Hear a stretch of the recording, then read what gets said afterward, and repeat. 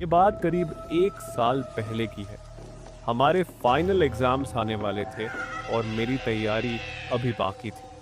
आम तौर पर हमारी स्कूल की लाइब्रेरी शाम 5 बजे बंद हो जाती थी, लेकिन एग्ज़ाम्स की वजह से स्कूल ने लाइब्रेरी को आधी रात तक खोलने का फैसला किया, ताकि जो बच्चे देर तक पढ़ना चाहते हैं, वे पढ़ सकें। मेरा घर स्कूल के पास ही था, इसलिए घर पर पढ़ाई करने के बजाय मैं लाइब्रेरी के शांत और सुकून भरे माहौल में पढ़ना पसंद करता था। मैं ज़्यादातर अपना समय वहीं बिताता था, अपनी तैयारी पर ध्यान केंद्रित करते हुए। उस दिन मैं शाम 6 बजे घर से निकला और जल्दी ही लाइब्रेरी पहुंच गया। समय कब बीत गया पता ही नहीं चला।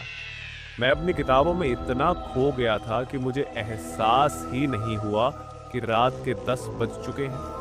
इससे पहले मैं कभी इतनी देर तक लाइब्रेरी में नहीं रुका था। आम तौर पर मैं 8 बजे तक निकल जाता था और तब भी वहाँ कुछ स्टूडेंट्स होते थे। लेकिन रात 10 बजे वहाँ पूरी तरह सन्नाटा था। मेरे पास बस 10 से 15 मिनट का काम बचा था, तो मैंने सोचा चलो जल्दी ख़त्म करके निकल जाता हूँ। मैं अपने काम में पूरी तरह डूबा हुआ था।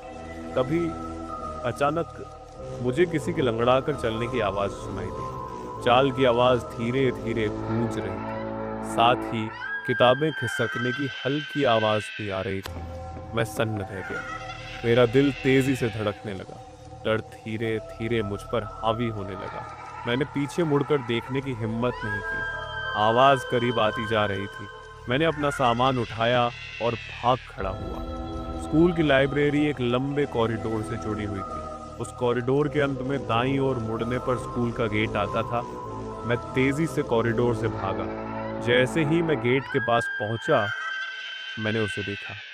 एक औरत दूर खड़ी थी। मैं उसे पहचान नहीं पाया, लेकिन उसके आस-पास की फीलिंग्स अजीब थी। जैसे जैसे मैं उसके पास गया, मेरे अंदर एक अजीब सी बेचैनी होने लगी। मेरे हाथ ठंडे पड़ गए और सीने में भारीपन महसूस हुआ। मैंने रुककर पूछा, कौन है वहाँ? जैसे ही मैंने यह कहा, वह हवा में गायब हो गई। मुझे राहत की सांस आई। मैं जल्दी जल्दी स्कूल से बाहर निकल गया। लेकिन जब मैं बाहर पहुंचा, तो सड़क अजीब तरह से सुनसान थी। ये अजीब था, क्योंकि वह सड़क रात में भी व्यस्त रहती थी। थकावट और डर के मारे मैं सिर झुकाए चलता रहा। मैं घर के पास ही था कि मैंने एक परछाई देखी, एक लंबी परछाई जो मेरे पास आ रही थी, लेकिन वहाँ कोई नहीं था। मैंने ऊपर देखा और एक औरत को अपने आगे चलते देखा। वह लंगड़ा कर चल रही थी। उसके चलने का तरीका धीमा और असामान्य था। मैं तेज़ी से चलने लगा और उसके पास पहुंच गया। जब मैं करीब गया तो उसे साफ देखा। उसने गंदे, फटे पुराने कपड़े पहन रखे थे। हाथ और पैर मुड़े हुए अजीब से लग रहे थे।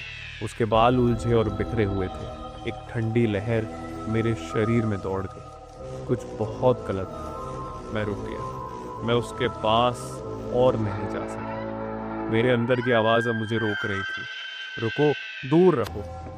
फिर वह धीरे धीरे मेरी ओर मुड़ी। उसने मुझे देखा और धीमी भयानक आवाज़ में पूछा, क्या तुमने मेरी बेटी को देखा है? मैं जम गया। मेरा गला सूख गया। मैं कुछ बोल नहीं सका। मेरा शरीर जैसे जड़ हो गया। मेरा दिमाग खाली हो गया। आखिरकार मैंने किसी तरह अपना हाथ उठाया और दूर इशारा करते हुए कहा, वो औरत उस दिशा में लंगड़ाती हुई चली गई जहां मैंने इशारा किया था। मैंने उसे अंधेरे में गायब होते देखा। मैं वहीं खड़ा था, कांपते हुए। मेरे पैर कमजोर हो गए थे। मेरा दिल जोरों से धड़क रहा था। मैं डरा हुआ था कि वह फिर से सामने ना आ जाए। मैंने किसी तरह हिम्मत जुटाई और दौड़ना शुरू किया।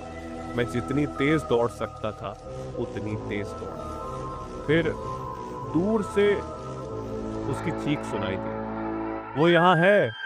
इसके बाद सब कुछ काला हो गया। जब मुझे होश आया तो मैं अपने घर पर था। मेरे पड़ोसी ने मुझे बताया कि उन्होंने मुझे सड़क पर बेहोश पाया और घर ले आए। बाद में मुझे उस औरत की कहानी के बारे में पता चला। उसका नाम अगाथा था। 1998 अगाथा की 10 साल की बेटी जो ईडन हिल स्कूल में पढ़ती थी, एक दिन दोस्तों के साथ खेलते हुए एक भयानक हादसे का शिकार हो गई और उसकी मौत हो गई। अगाथा अपनी बेटी की मौत का गम सहन नहीं कर सकी। तभी से लोग कहते हैं कि उसकी आत्मा स्कूल के पास भटकती है, अपनी खोई हुई बेटी को ढूंढते हुए। आज भी कहा जाता है वो वहीं है, भटक रही है, उम्मीद कर रही है कि वह अपनी बेटी को ढूंढ पाएगी।